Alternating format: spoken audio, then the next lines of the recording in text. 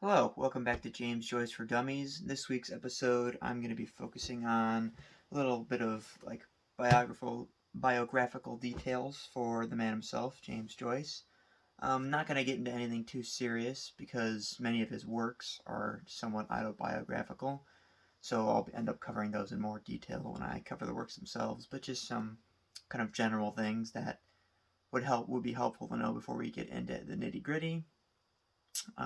Starting from the beginning, James Augustine Joyce was born in 1882, oldest of 10 children in Dublin, Ireland. He was born, despite his family being, when he was born, his family was not in poverty, but they were definitely not well off. And despite that, he was given excellent education growing up. He was sent to Clongowes College, they call it colleges over there, which is an excellent school. It was called the Eton of Dublin, which doesn't really mean anything to anybody who's watching in America, but it means a lot if you're watching it in Europe. Regardless, he had an excellent education growing up. That is, until his father really started going off the rails. He drank most of the Joyce fortune away. He didn't really work very often. He relied on welfare for the most part, and so James Joyce and his brother Stanleys had to transfer to Belvedere College, which is a slightly less prestigious college, where he graduated and achieved remarkable success. He was head boy for his junior and senior year, which is significant at any college in Dublin. So after this, he went to University College, where he studied languages. James Joyce actually knew around, I believe, 11 languages by the time he graduated college, and he picked up more and more as he traveled around Europe. After he graduated college in 1902, he left for Paris, where he lived for 1 year, and then moved back to Ireland for his mother's death. Much more on that later. And then after that, in 1904, he met Nora Barnacle, who he didn't marry for a long time. He didn't marry her until 1931, but they were essentially married, just not legally, for decades. They had two children, one in 1905, one in 1907.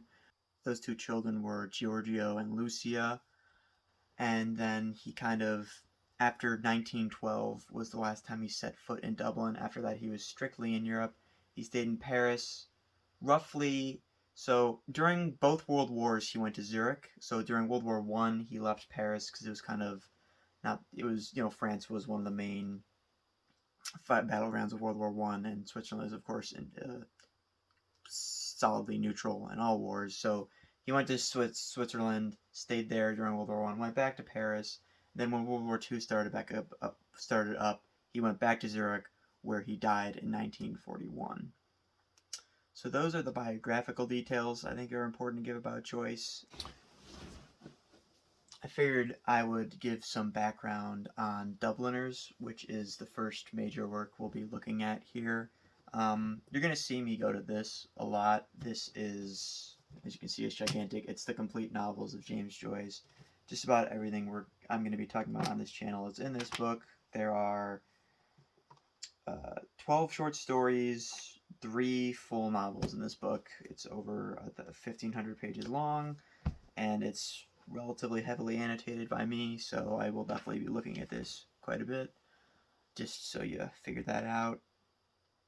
So, sorry for that diversion, but back to Dubliners. Dubliners was published in 1914.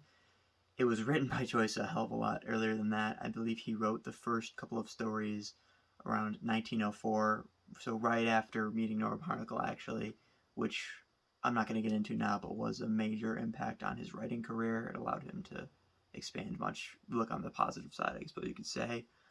And you can tell where Joyce's mindset were when he wrote many of these stories. Certainly when he was in Ireland, writing about Ireland. Ireland is not painted in the most picturesque, I suppose, of views. You can tell that just by reading some of the first stories in the book. It's seen as an entrapping force, which is a common theme throughout much of his works. Not to get into that too much now, but irregardless. And then as he moves away from Dublin, specifically in The Dead, he said to his brother, he felt that in some of his early stories he portrayed Ireland a bit unfairly, as he focused more on the negative sides, and he realized this. This is what you'll see about Joyce. He's generally unfair in many of his portrayals, even if that's ironically unfair of me to say. He is biased to a certain extent in many of his portrayals, certainly of Ireland, certainly of the Catholic Church, are two of the big ones. Irregardless, another tangent there. He was working at a bank in Rome, and he was just basically hating his life. He didn't want to live in Rome. He didn't have any money. Life stunk. So he was basically like, I realize life can get quite a lot worse than Dublin, which is in comparison, or just Ireland in general, which in comparison more accepting and more, the hospitality is more of a strong force there. So yeah, that's I kind of wanted to give a preview on Dubliners, and of course preview on James Joyce as a whole. So my next episode I will be starting with the first Dubliners story, which is The Sisters. It's one of my favorites. I think for any of you watching, it'll interest you a lot. And subscribe if you're interested. And tune in next time to learn more about this handsome fella. So yeah, see ya. And